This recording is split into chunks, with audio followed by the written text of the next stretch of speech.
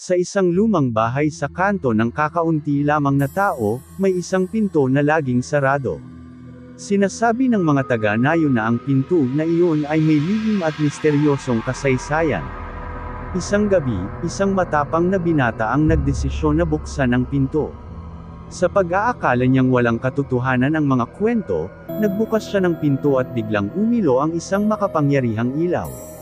Dahil sa kakaibang ilaw, napansin niya ang mga multo ng mga dating residente na tila naghihintay sa paglabas mula sa kanilang mapagkublang kaharian. Isa-isang dumadaan sa harap niya ang mga anino ng mga taong hindi na muling bumalik sa kanilang katawan.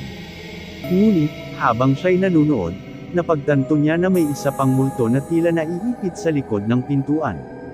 Napakakapit ito sa dilim, tila ba kinukulong ng isang hindi nakikitang kamay. Nang subukan niyang lapitan ito, biglang bumukas ang pintuan at siya'y hinayla ng isang malakas na kamay patungo sa pinto. Ang kanyang mga matay biglang napatungo sa dilim, at ang kanyang sigaw ay humalo sa masidhing yugyog ng pintuan. Ang kanyang katawan ay nawala sa mga mata ng mga nanunood, ngunit ang pintuan ay nananatiling bukas. Ang kwento ng dilim sa pintuan ay magpapatuloy, at ang naiwang mga multo ay nagpapatuloy sa kanilang paghihintay sa susunod na napipilian.